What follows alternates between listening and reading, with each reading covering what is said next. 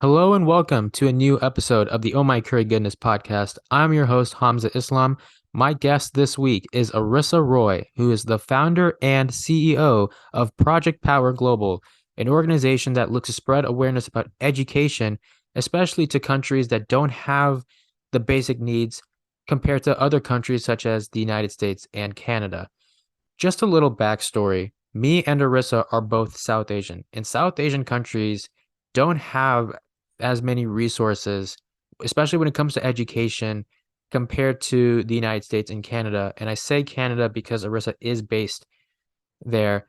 But for Arissa to be able to help people in need, especially when it comes to education and how important it is truly amazing to see. Now, Arissa, as of this podcast, is officially the youngest guest I have interviewed. She's only 17 years old, but she has done amazing things in her life. And she is one of the most outgoing people I have met. And that sounds like a low bar, but I promise you it is not. I love talking to people that just love to converse with others and just give you the same energy that you want to have when talking to a person. So here's my conversation with Arissa Roy.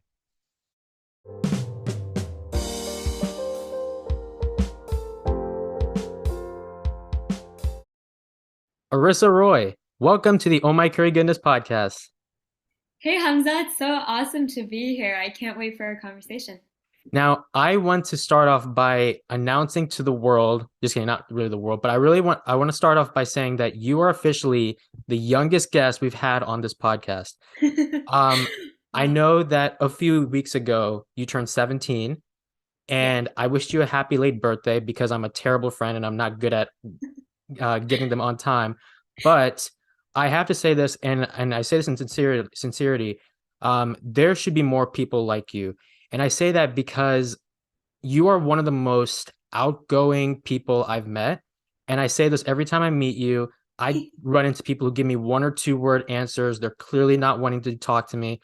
And then when you meet people like yourself, who's always willing to engage in conversation, I Mhm. know that sounds like a low bar, but I promise you that's not. So thank you for being one of the few people that actually loves conversing with people and not just giving a one or two word response. Oh my gosh, you are so sweet. Thank you.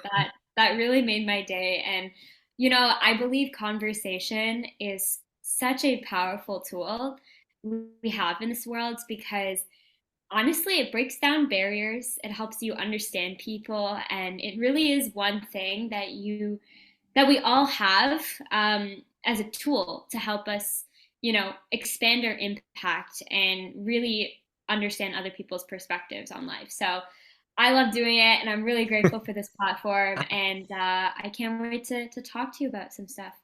Now, I bring up the topic of age because it's unfortunately something you have to deal with on a daily basis.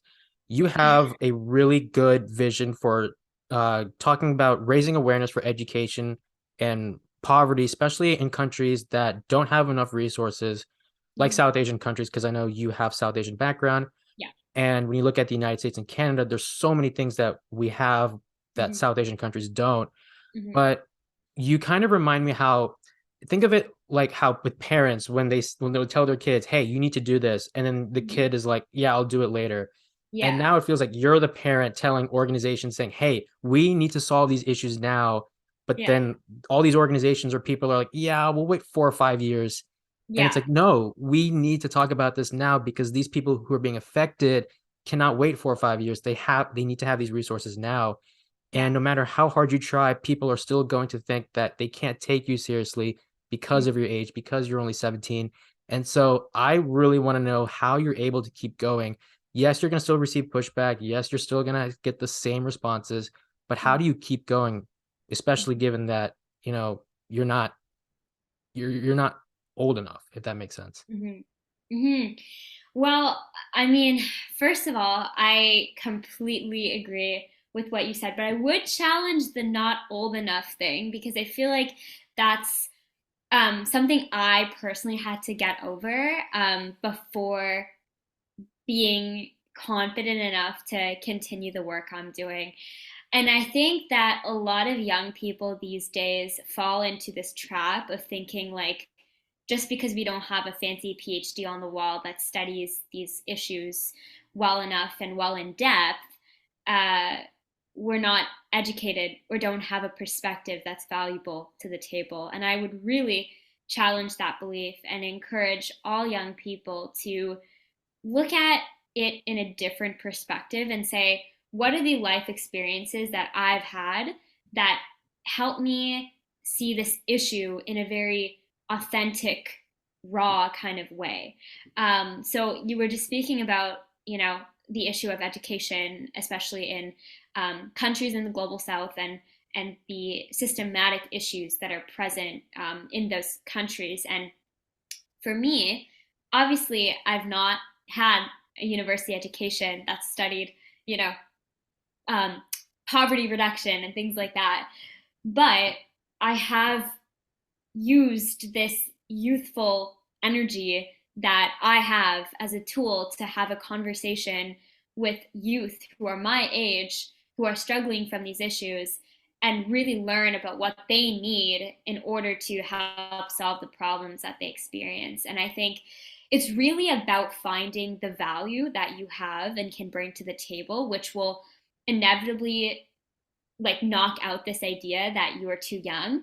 So my advice to like any young person who wants to make a difference is find your talent and use it and keep using it and just keep pushing for your voice to be heard.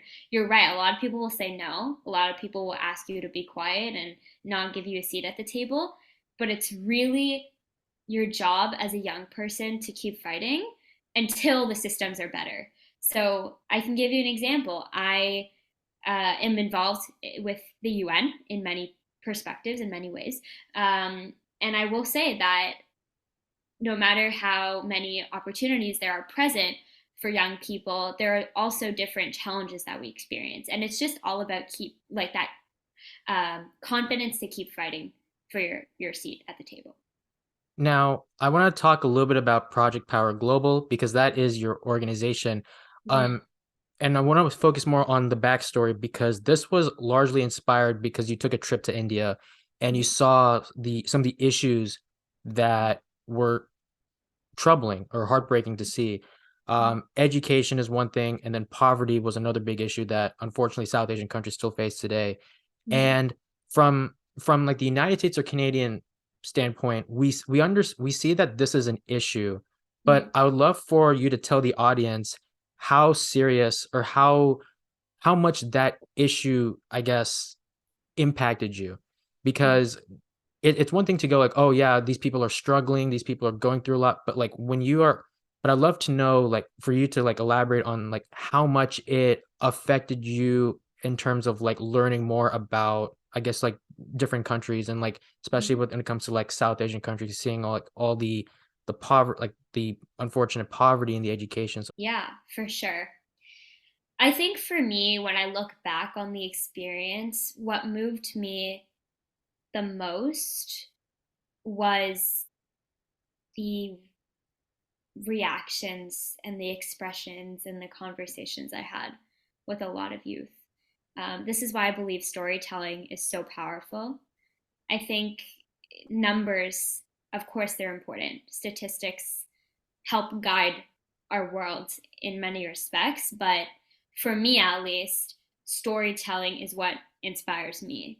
And so I will be motivated more by hearing a story more than seeing a number on the page, because you connect with people, you share emotions. I'm a very emotional person. So when I hear these things, I connect with people on a deeper level. So when I had my trip to India, I think that was like the biggest thing that pushed me to start my work.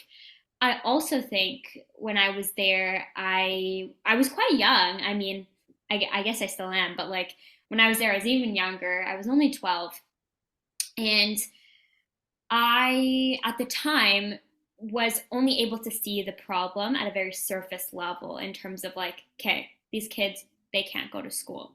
But after a few years went by, got older, started learning more, made it to like the pandemic time, which is when I started my organization, Project Power Global, I understood the intersections between this issue that I was presented with and many other issues. So I saw how it related to healthcare. I saw how it related to poverty, as you were saying. I saw even how the issue of lack of education relates to climate and what communities are doing for climate change. And to me, that really was a wake up call to say, this is not just a fight about getting kids in school.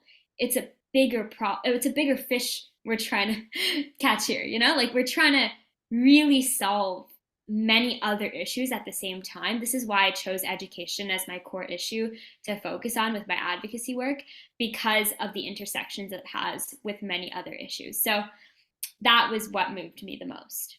Yeah, and I'm not gonna lie, I kind of botched that question, so I do apologize if it didn't make sense. Mm, But I say that because I don't want to make it sound like poverty and education is like it's not like a competition. It's not yeah. like like oh like they have it worse than what you might see in the United States and Canada, and Hmm. therefore we should focus on that. It's Hmm. more about like how bad and it's hard because people if unless you haven't taken that trip to India or Bangladesh or any South Asian country in particular, you don't really understand like how I guess gut wrenching it is. Because I Hmm. went to Bangladesh over the summer Hmm. and I remember seeing like all the people who were like struggling or Hmm. sometimes like when you're in traffic and you see people like asking for money and you're just like you just have this really like guilt feeling like what can I do? And it's oftentimes sometimes you don't know what to do and it's Yeah. like so, that's why it's such a confusing thing to ask. So I do hope that like that made sense. No, But yeah. I would just add to that, I guess, that so much, especially working in this space for a while, I've learned that there are also a lot of, I guess, standards or um, views of certain countries that a lot of people, especially from North America, see. So I don't know, when you think of poverty, a lot of these countries in South Asia come up because that's just what it's been like. And I think that's also somewhat of a stereotype that we have to challenge, because without doing that, we're just going to always say, India poverty or Bangladesh poverty. Like that's not what we want, right? It's kind of about like there's also this idea that you know, with charity, charity only runs because there's an issue. So it's like how do we help this issue in a genuine way when there are many other factors in play? Like we need to like find the root cause of why we should be solving this issue, which is why I was speaking about how education relates to so many other issues like climate change. And when you really find that core reason or the core why, the fight becomes easier and you see the picture a little bit bigger. That's also why, my teachers sometimes at school, they're like, why do you spend so much of your time running these projects? Why are you like wasting your time? Is what they've said to me in the past. And it's just because they don't understand or they don't see the picture like I do, which is okay. I mean, I'll try and help them understand. But for me, it's like, it's much more than the actions I do. It's a bigger effect. It's a ripple effect, which is what I spoke about in a book I recently published. So, yeah. now you may be 17, but there's no doubt that you are way smarter than me. But you are someone that has emphasized that equality and equity are not the same thing. And Mhm. I used to think that they actually were the same thing. Mhm. So and just in case anyone like me is stupid and had no idea that they were two different things, talk about what's the difference between equality and equity. Yeah, for sure. Okay. I just want to first off start by saying you're not stupid if you don't know the difference. There are some major world leaders who I've had conversations with that I've also had to explain this difference in concept to. So, totally okay, totally natural.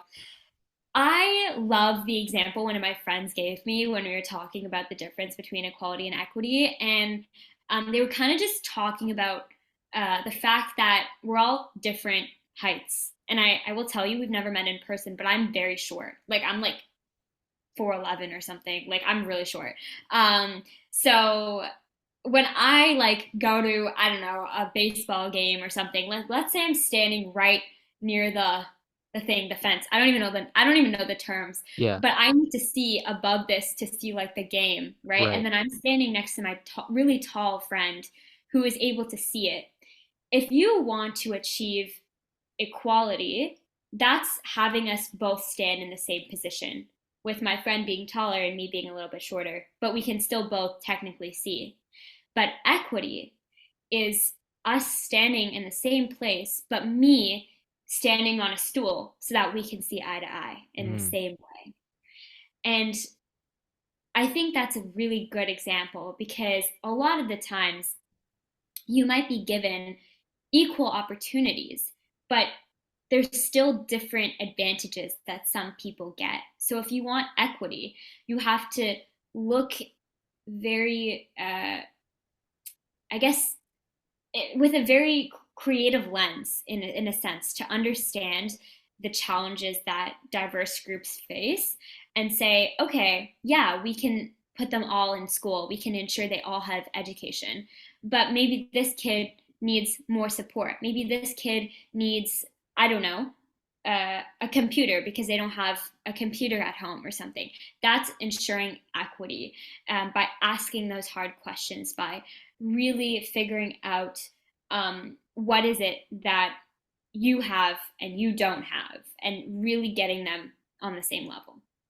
Thank you so much for explaining that because like and I remember actually getting ready for this. I was trying to look it up and like look up the definition and then I'm like, "Oh wait, this is exactly what I looked up." So this was perfect. Yeah. But yeah, no, I'm glad that I'm not the only one because it is something that it's so easy to think they're the same thing because it's like you guys are trying to achieve a level of success for both people or for two or Yeah. more people, but Yeah. when you go like even deeper, you realize they're two different things, and then in that it's not always the same thing. So For sure. For sure. Yeah. always learning something new.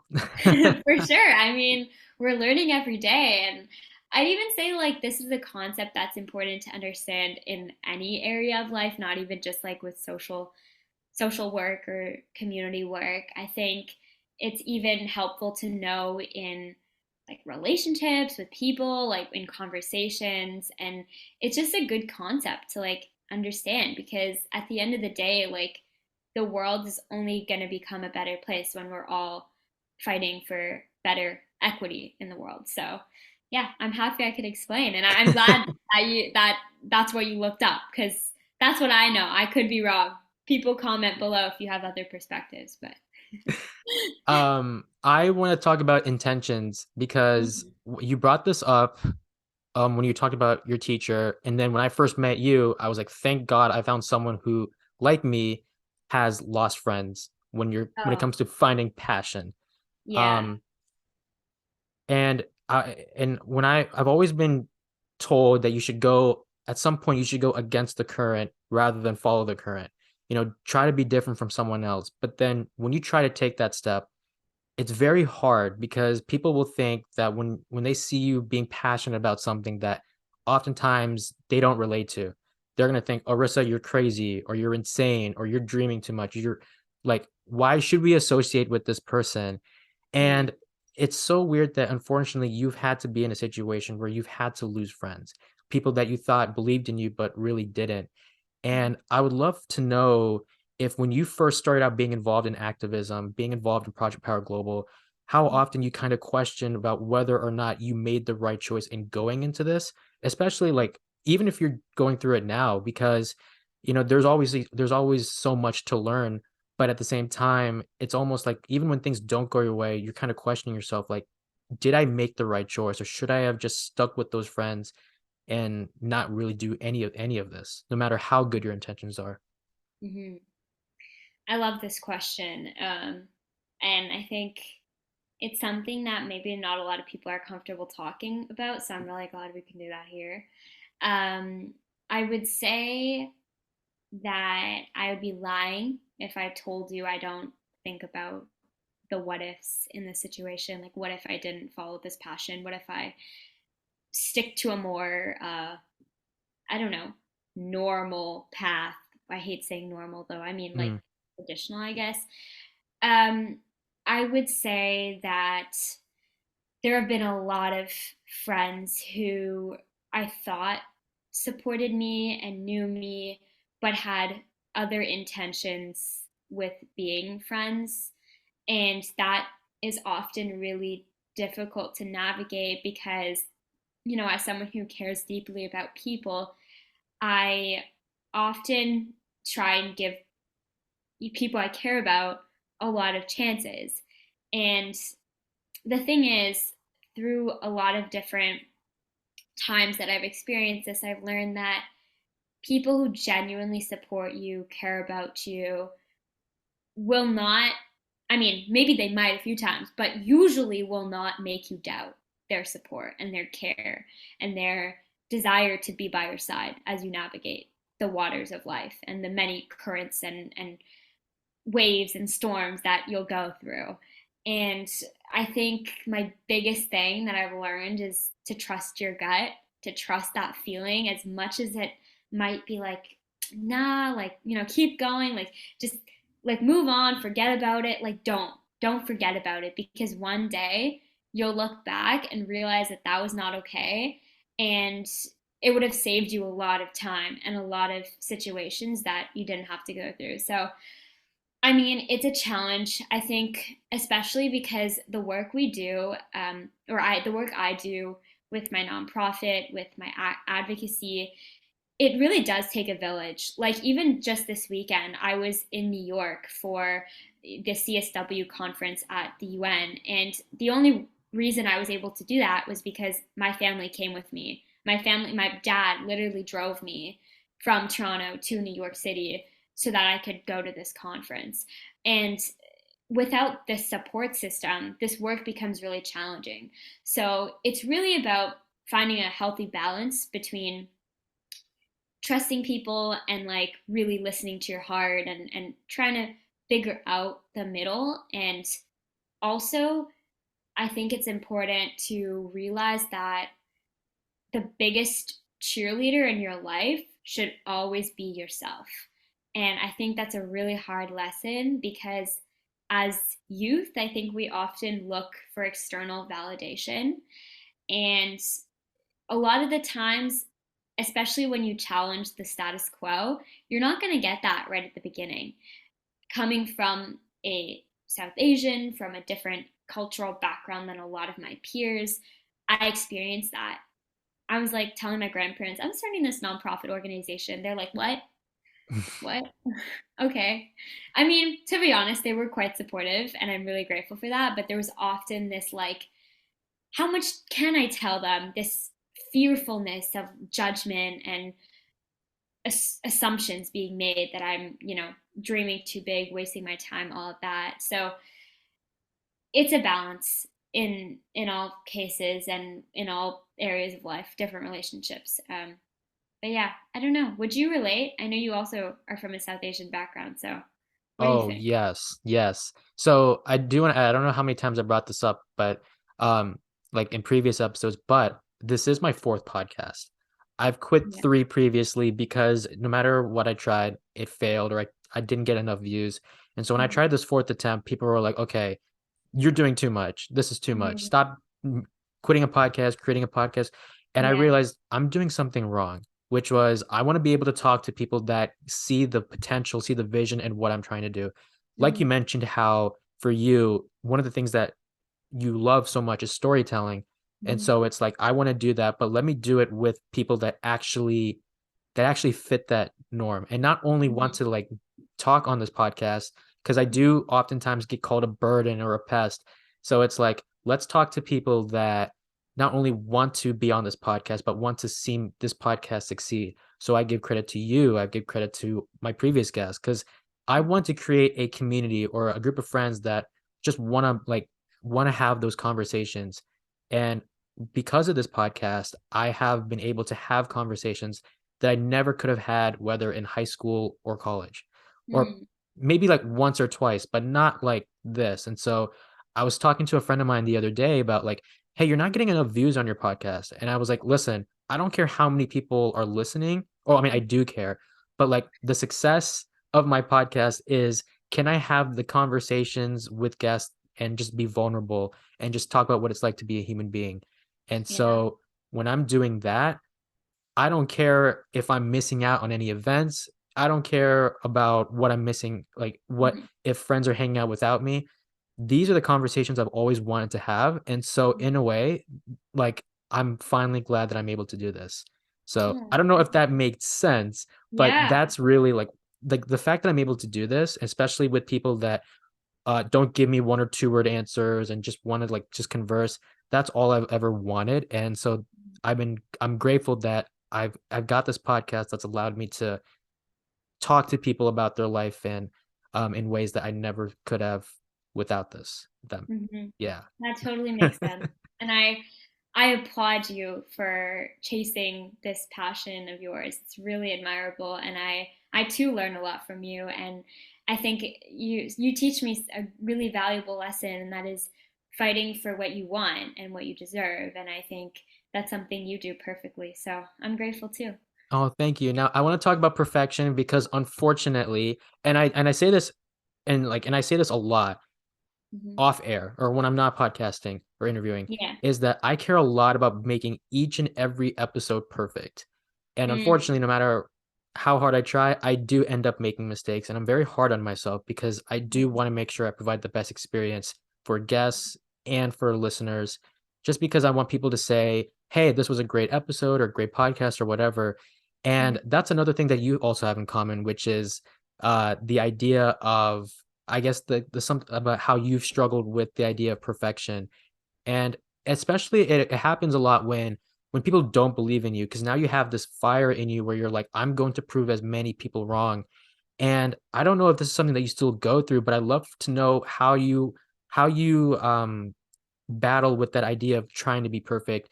Or have you at some point kind of just accepted the fact that you're not going to be perfect, that you're gonna make mistakes, but those mistakes will eventually be a good thing because it can help you learn? How do you kind of navigate between these 2 things? Yeah, so I think this is also a question where I would be lying to you if I said that I fully have not figured this out yet. But I feel like there is there has been times when I have recognized the imperfections that are just kind of inevitable in life. Like we're all going to go through those experiences of failure. And I think those times have taught me that it's really the way you look at these failures that will kind of change the outcome of what comes next. There have been so many times when I've applied to programs, applied for grants, applied for like other things to support the work I'm doing, and have gotten rejection after rejection after rejection. And I don't know, this is so cliche. I don't know if you've heard this before. Rejection is redirection. But for me, it literally has been the case where a rejection has redirected me to something else that was turned out to be better. And I think that failure and imperfection are two really beautiful things that we experience in life, which help us see the picture a little bit clearer because we understand the reason we're trying to do something. And I think when you get a rejection, you understand what you want a little bit better. So let's say, I don't know, I applied for this really amazing scholarship program. I didn't end up getting the scholarship. And I recognized the fact that what I was most sad about or disappointed about was the fact that I wasn't going to be supported in financially with my education. But that's something I can get from other sources, and that clarity happens usually when you fail at something or you get rejected from something. And oftentimes those experiences teach you strategies to really seek out other ways to get what you want. And that is an important skill in life because not everyone is going to say yes, but it's up to you to be brave enough, to be courageous enough to go keep asking for what you want, even if it's from other places. So, yeah, I would say I still deal with it. I still, you know, wonder and I still have, even times when I'm like looking at other people and I compare myself, I think that's also something really real, especially in the age of social media where everything is so widely available. People share so much about their lives. I'm also very guilty of this. Like, I'll meet friends and people, and they feel like they know everything about me. They're like, "Oh, I know like about your advocacy work. You're doing so much. Like, you're so cool, like whatever." And I'm like, "Yeah, but that's only like one part of my life. There's so much more." And it's kind of sad because some people feel like just because I work in that space and I'm doing so much, they feel like I don't have time for other things, which is so not true. And that assumption can kind of prevent a lot of friendships, relationships from happening. And I think, you know, it's important to look at things from a bigger lens and like figure out what's actually going on and then talk about it, then figure it out. So, yeah. Right. Absolutely. And I think mistakes are what make us human. Mhm. And, I created this podcast because I wanted to talk to another guest as a human being. Mhm. And it's very easy. And I oftentimes fall into this trap where it's like, I want to be perfect because I want to provide the Mhm. best experience. But Mhm. being perfect isn't what makes us human. It's about making mistakes, those obstacles that you go through, those feelings of, oh, I didn't get this right the first time. Mhm. That's what makes us human, and that's what we should celebrate. But because like you mentioned, social media, I do this all the time as well, where I compare myself to other people, and then Mhm. for a much worse reason, where it's like, oh, they're doing better than me, or they might have a podcast and they're doing better than my podcast, and it's like maybe I'm really bad at this, but Mhm. it's very easy to forget that their success is their success and my Mhm. success is my success, and we Yeah. all have different journeys, roadmaps to get to where we are. It just Mhm. means that some people take much more time than others, Mhm. and that's okay. Mhm. And the moment we get out of that, I Yeah. feel like we will be much better off. But it is hard, especially with the social media mentality that we've unfortunately been used to. Yeah, that just reminds me of this quote kind of thing that I have on my phone, um, or home screen. It's by Rupi Kaur. I'm a really big Rupi Kaur fan, poetry fan, and it kind of is like exactly what we're talking about. So I'm going to read it because I feel like it kind of fits perfectly. It says, "The universe took its time on you, crafted you preciously, so you could offer the world something distinct from everyone else. So when you doubt how you were created, you doubt an energy greater than both of us." So I don't know. I kind of read that every day and remember that we're all on like unique journeys. And I think jealousy and judgment prevent us from becoming the best selves we can. And it's more about figuring out how to work together and how to connect and collaborate to lift each other up. Now, I want to talk a bit, or I want to talk more about Project Power Global because Mhm. we talked about the backstory and how your trip to India really influenced this organization. But Mhm. some of the things that are really interesting about your organization are that one, or actually the most important thing, is that it's a youth-led organization. And so, and oftentimes when we think of organizations, we'll see people, I guess, with much more experience than others. But your organization is mostly youth-led. People like Gen Zers being able to have a seat at the table and talk about issues that are impacting the world. So I'd love to know two things. One, what is it like to be a youth-led organization? And secondly, from a more broader standpoint, why do you think personally it is important for young people to have a seat at the table when it comes to figuring out how to solve or tackle some of the big issues that are affecting the world? Yeah, for sure. So for me, when I started PBG, I really wanted it to be youth led because of the experiences I had traveling and the impact that I think youth can make in these global spaces. I feel like Gen Z, especially, we are a fierce generation that won't take no for an answer. And I feel like we have an energy of connectivity and co creation, which is so needed when tackling these bigger issues. And Yeah, to be honest with you, it's really hard running a youth-led organization because we all have such insanely busy lives. I mean, most people do, but with younger people, like we're all in school while we do all of these things as well. But it is a priority for us because there's also this, I guess, idea that we understand the education issue in a lens that other older people might not because we're still going through our own education right now.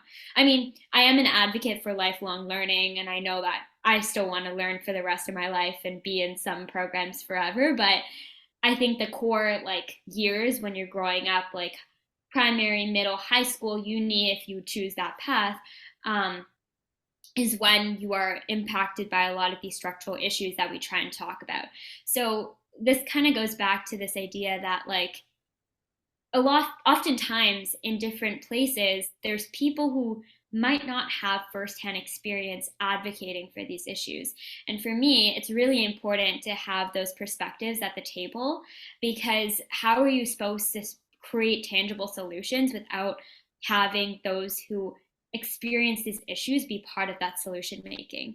So one example I can give you is when we first started the organization, one of the first projects that we took on was our Pen Pal program, which was aimed at connecting students both in a local town in India and a school that we were working with in Edmonton at the time, Edmonton, Canada.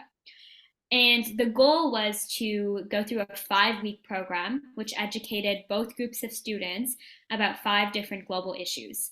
And at the end of each lesson, each of the students were assigned a pen pal from the opposite school. And they had this opportunity to connect with each other, to talk about these issues, to brainstorm. And what we saw through this program is the power of learning from a perspective that is going to be completely different from your own. And when we brought these youth together, like even though they were so young and they were so different in many ways, they talked about problems from such a real lens. Like when you go to these higher spaces, some of the language they use is like it's like so repetitive in many ways, but youth have this like energy, I think, to really look at an issue critically and say, what can we do today, right now, that will help solve it? And that's the type of energy I wanted in my organization. And that's the type of energy that I think my team has. And it's really guided us in the projects we've done. Like, for example, a lot of our campaigns have been around what's going on in the news today. So a few months ago, last year actually, when there was a lot of Ukrainian immigrants coming to Canada, one of the projects we took on was our Backpacks for Ukraine project, which essentially worked with a few schools across Toronto, the GTA, where even though my team is global, a lot of us do come from this Toronto, Canada region. We decided to partner with schools to collect school supplies and backpacks for us to make packages for new incoming Ukrainian families with children who will be starting school in Canada.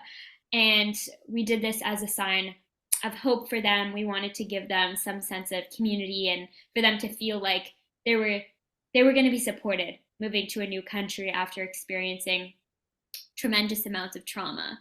And that was really guided by this mindset of we have an opportunity to do something today, let's do that.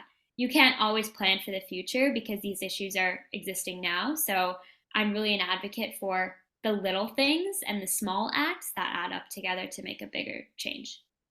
You've been a part of this organization, or you've been a part of this organization for quite some time, and I'm glad that you're able to make a difference on so many people's lives. Mhm. Now, I would love to know, before we talk about your future, I would love to know what your vision is for Project Power Global in Yeah. the next 5 or 10 years. Where do you see this going? Because Yeah. you've obviously done so much, and like we kind of talked about, or maybe I don't know, maybe if we did, which is that there is no finish line. Even if we do reach a certain point, we're just going to continue going no matter what. So where does Project Power Global go from here? Yeah, that's a fantastic question. To be honest, I am still figuring it out. I think life is a continuous path of just figuring it out. For us, though, I really see PBG continuing to be a youth-led organization. So even when I age out, I want to pass the torch to other young people who can use this as a space to advocate for issues in education. Because even though I hope and I will do everything in my power to be part of this fight to achieve equality, or equality and equity, we should say, in education by 2030. Even though actually, I should say the goal is access to education. There's no discussion around equality and equity in the UN goals, but one of the SDGs is access to education. So even though that is a goal by 2030 that the global community wants to achieve, I feel like there's still going to be a fight after that, because once we do that, there's going to be other issues presented. So I feel like with PBG, it's going to just be a space where we're going to use the power of storytelling, which is what we do currently, and just learn about the challenges and continue collaborating and using our everyday actions to make a bigger impact. So I guess it's a very broad answer. Definitely working on getting clarity, but I think for now it is about really teaching people that every action matters, which is what I say a lot. So, yeah. Before I let you go, I want to talk to you about your future because you've Mhm. got some exciting things going on, not with just with Project Power Global, but you personally. First things first, I know you talked about how you're based in Toronto, Yes. but you're going to Italy. Now, I have to ask, as someone who's South Asian, I don't even know if Italy sells curry, so that's gonna be a red flag. But why are you going to Italy? Yeah. What's going on there? Yeah, great question. Why am I going to Italy? I still don't know. I'm just kidding. Of course I know.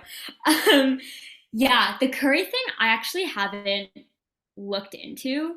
I should probably do that. I've been like focused on figuring out like my cell phone plan, because that's also an issue with like South Asian parents. They want to talk to me constantly. Like, how do I make sure I got good Wi-Fi? So that's a Yes. concern. Also, I was at the dentist the other day, and they're like, make sure you like come back for visits, because I don't know what the dentistry like industry is like in Italy. And I'm like, don't worry, I'll make frequent trips home to make sure that my healthcare is on point. But anyway, um, that's just that's just a side note.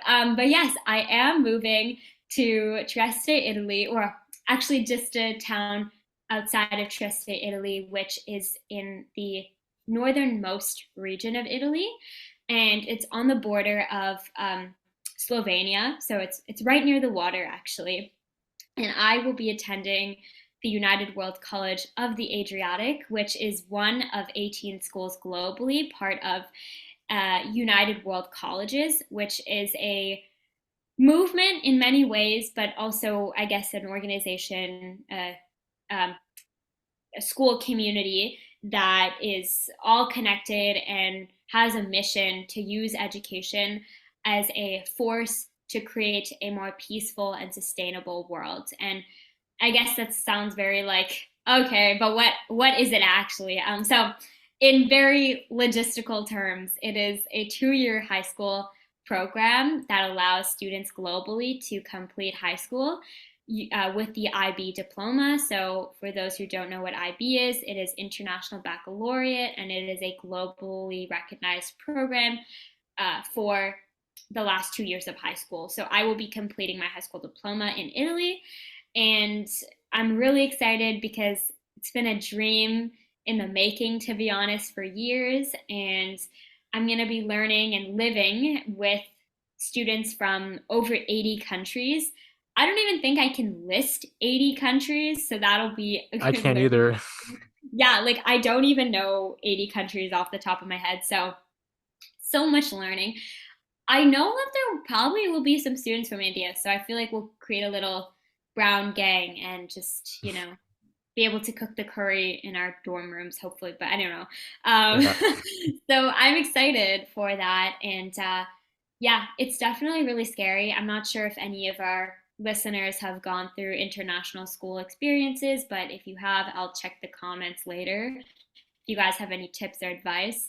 I know, Hamza, I think you stayed in the same area for school, or did you also move? If you have any advice, I'd love to know. But yeah, I am excited for this new chapter for sure. No, I unfortunately I've been here my whole life, so Okay. I won't be able to help you there. But if you are having trouble finding curry, I'm gonna make sure to Okay. call the American ambassador to Italy, to call the Canadian ambassador to Italy, to let whoever the president of Italy is to be like, hey, Arissa's Yeah, coming to India.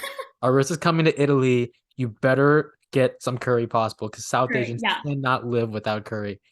So Yes, for sure. I mean, it's oh my curry goodness. Like we need that.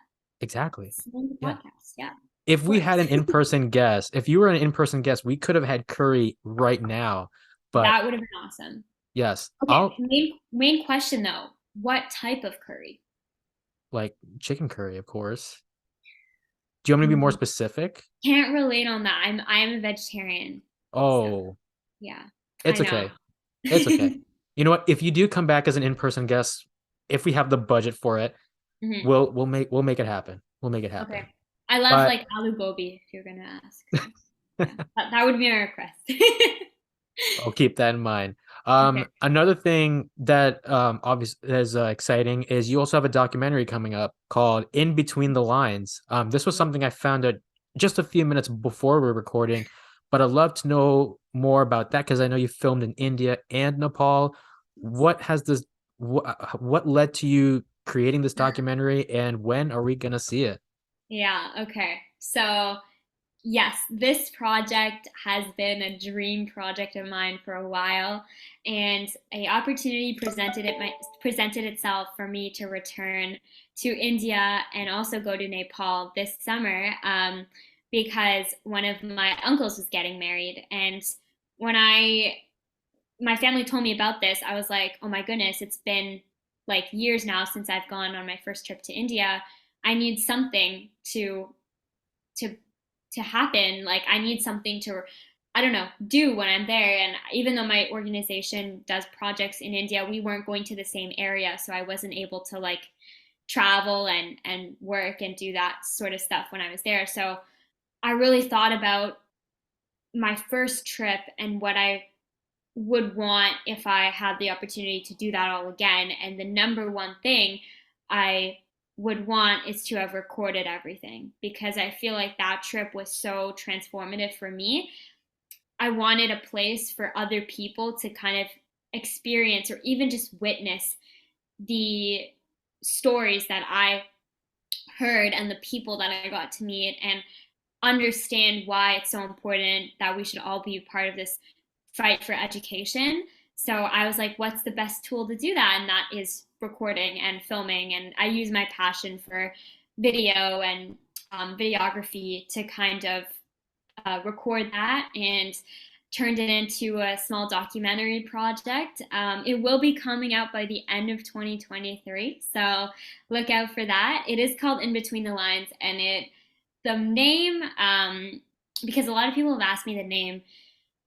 I am a person to try and read in between the lines. So we were talking about earlier about kind of understanding the many issues that are behind a bigger umbrella topic issue. And in order to achieve better solutions to these problems, I think we got to read in between the lines, really understand the things that are not so clear and ask those hard questions. And that's what I tried to do through the documentary. So I'm excited for it. I did film it this summer. We edited a trailer, so it's up on my Instagram at Arissa_Roy if anyone wants to check it out. And it is a project through my nonprofit as well. So that's kind of how we funded it, and I'm really excited for it to release. Well, I'll tell you what, it is. I know you're going to have a very exciting year going to Italy with Project Power Global with this documentary. I'm so Yeah. excited to see what's in store for you in the future. But I really, I love this conversation so much. So thank you so much for Yeah. being a guest on this podcast. I can't, or good luck in Italy. I don't know if there's any curry, but we'll see. But seriously though, thank you so much. And until the next time we meet. Thank you so much, Hamza. This has been an absolute pleasure, and I hope we do get a chance to share a conversation over some curry one day. We'll make it happen for sure. We will.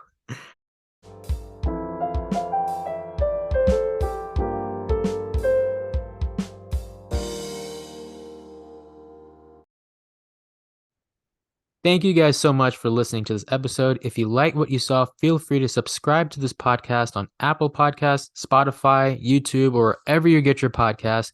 And also be sure to follow us on Instagram at the OMCG Podcast for more information on guests, preview clips, and more. I hope you guys continue to support this podcast in the future. Thank you guys so much for listening to this episode, and I can't wait to see you guys in the next one.